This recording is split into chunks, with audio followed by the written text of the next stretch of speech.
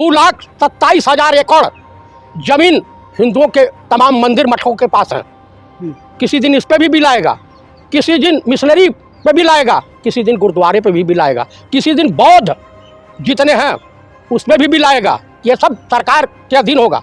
तो कुल मिलाकर के कि मेरी बर्बादी पे तुम हंस रहे हो, कल तुम भी बर्बाद होगे तो तीसरा हंसे। तो नीतीश कुमार ने गरीब मुसलमानों के लिए अपना जो है बलिदान दे दिया और गरीब मुसलमानों के हित में वक्फ बोर्ड बिल पास करा दिया और उसके बाद फिर सवाल भी उन्हीं को उठ रहे हैं। देखिए, इस देश में तमाम लोग ऐसे हैं। नीतीश कुमार का मानसिक संतुलन खराब हो गया है।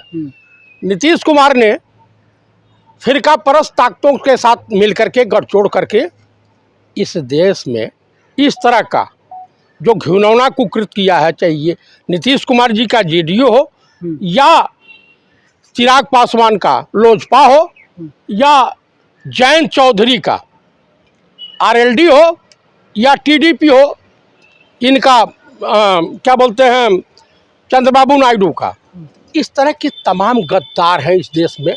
गद्दार हैं, ये गद्दार हैं, देशद्रोही हैं।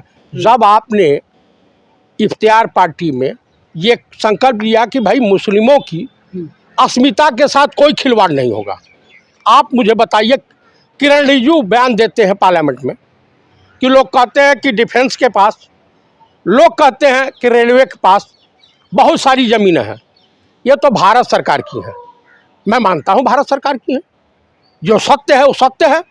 लेकिन क्या भारत सरकार ज़मीनें नहीं बेच रही है? मैं प्रमाण देता हूँ, 13,000 एकड़ सेना की ज़मीन फैजाबाद में गौतम अड्डानी, लाला रामदेव और श्री श्री रविशंकर को इन्होंने बेचा है।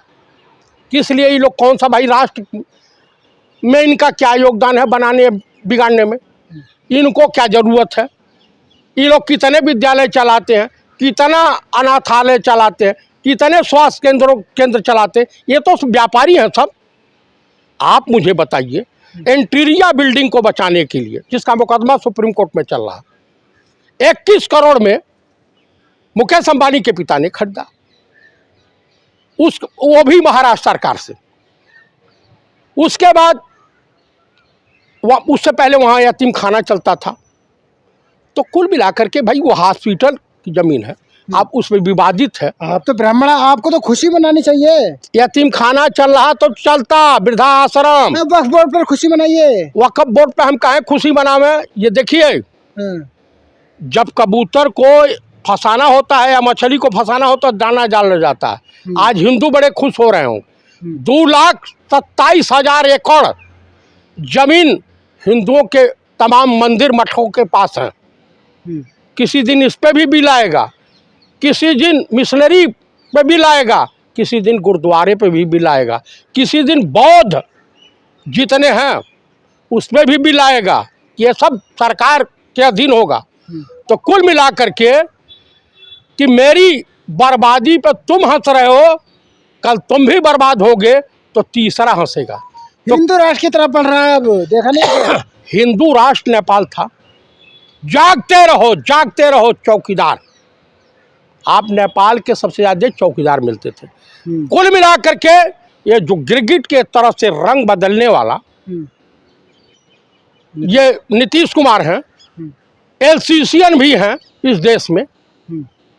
हाँ, जैसे चिराग पासवान हो गए, वो अपने ससुर के पीठ में टीडीपी के चंद्रबाबू नायडू ने जो है खंजर घोंपा था, उसी तरीके से समस्त अक़लियत के पीठ में सेकुलरिज्म की चादर ओढ़ करके खंजर घोंपा। कुल मिलाकर के नीतीश कुमार तो चुनाव है, समाप्त हो जाएंगे। चिराग समाप्त हो जाएंगे। हाँ, समाप्त हो जाएंगे। अभी चुनाव होने वाला है। चुनाव होने वाला है तो नीतीश कुमार 0 सन्नाटा, चिराग पासवान 0 सन्नाटा और 0 सन्नाटा ये भी होंगे। जयंत चौधरी जो 2-4 सीट है ना इनके पास, वो भी साफ हो जाएगी। लेकिन बीजेपी तो कह रही है कि गरीब मुसलमानों के समर्थन में नीतीश कुमार ने समर्थन दिया है।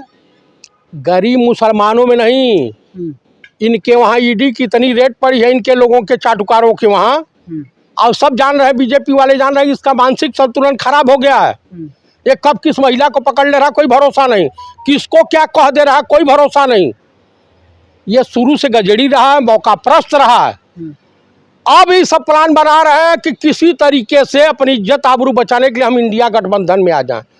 मैं इंडिया गठबंधन के तमाम नेताओं से अनुरोध करता हूं कि ये गद्दार, ये देशद्रोही, ये मानवता के दुश्मन नीतीश कुमार, चिराग पासवान, चंद्रबाबू नायडू और जयंत चौधरी को कभी भी गले नहीं लगाना। ये मुसलमानों के गद्दार हो गए सर।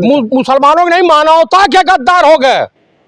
आप बताइए, अमेरिका 26% टैरिफ लगा रहा, मंदी कहाँ आएगी, महंगाई कहाँ बढ़ेगी? भारत में 400 किलोमीटर चाइना कब्जा किया है, तो किसकी जमीन गई है? भारत देश की।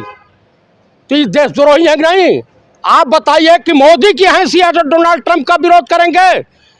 सी जिनपिंग ने 26% लगाई, इन्होंने 36% लगा दिया अमेरिका पर टैरिफ। और मोदी जी की भाग चले हैं, बड़ी अच्छी जगह गए हैं, बड़ा पवित्र बैंकॉक है, वहाँ क्या होता है पूरी दुनिया को मालूम।